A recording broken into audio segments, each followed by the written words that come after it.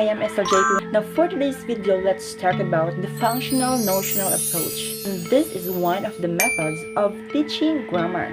But before that, I will give you some information that related on this topic.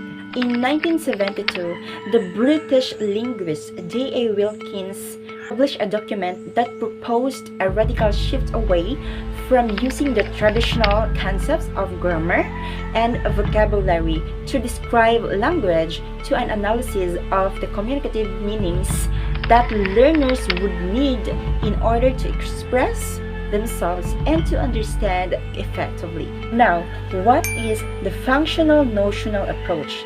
The functional-notional approach to language learning places more emphasis on the communicative purpose of speech. It focuses on what people to do or accomplish through language. This approach has a goal to help learners use the real language or appropriate language when communicating. On the other hand, the functional-notional approach in ESL is a way of structuring a syllabus around notions, real-life situations in which people communicate, which are further broken down in functions. Specific aims of communication. A function is some kind of communicative act. It is the use of language to achieve a purpose, usually involving interactions between two people. Examples would be suggesting, promising, apologizing, greeting, inviting. Inviting may include phrases like, would you like to? I suggest, how about, please. Now, what is notion? A notion is a concept or idea. It may be quite specific, in which case it is virtually the same as vocabulary. Like for example, the dog, house. Or it is very general, like time, size, emotion, movement, in which case it often overlaps with the concept of topics.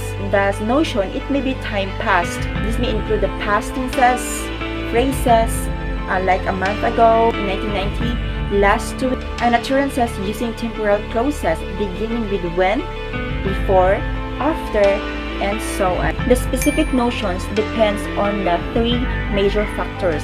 One is the function, two is the elements of the situation, three is the topic which is being discussed. Now, the situations include, number one, the persons taking part in the speech act. Number two, the place where the conversations occurs. Number three, the time it is taking place. And number four is the topic or the activity which is being discussed. What are exponents? The exponents are the language utterances or statements which stem from the function, the situation, and the topic. They are language form a speaker uses to express a message or indicate social rules, formality, informality.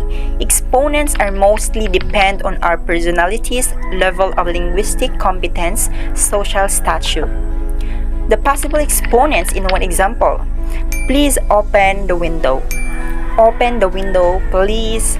Would you mind opening the window? Would you mind opening the window? I wonder if you would mind opening the window. It might be a good idea to open the window. Also, variation of language result from dialects, informality, formality, mode, wishes. Now, what are the concepts of the functional-notional approach? So here's the following concepts. Number one, communication is meaningful behavior in a social and cultural context that requires creative language use rather than synthetic sentence building. Two, language is constructed around language functions and notions. Functions such as evaluating, persuading, arguing, informing, agreeing, questioning, requesting, expressing emotions, and semantic grammatical notions such as time, quantity, space, location, and motion. The aim of this approach was to transfer these functions to acts of communication. What are the main characteristics of the functional-notional approach?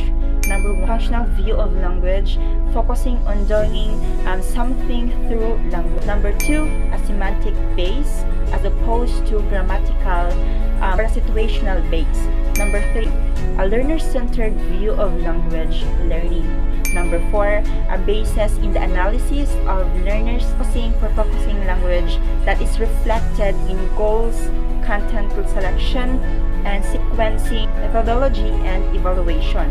Number 5 is learner-centered goals, objectives, and content organization reflecting authentic language behavior and offering a spiraling development of content. Number 6, learning activities involving authentic language use. And lastly, testing focused on ability to use language to and operate on the environment. The functional notional approach to language learning places more emphasis on the communicative purposes of purpose of speech. It focuses on what people want to do or accomplish through language.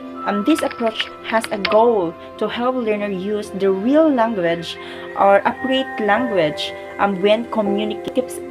Thus, the primary preoccupation of the functional notional approach is sensitivity to the individual needs of the students.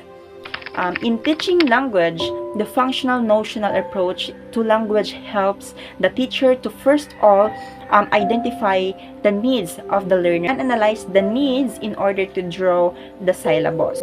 In teaching, the functional notional approach helps learners to use real and appropriate language for communication.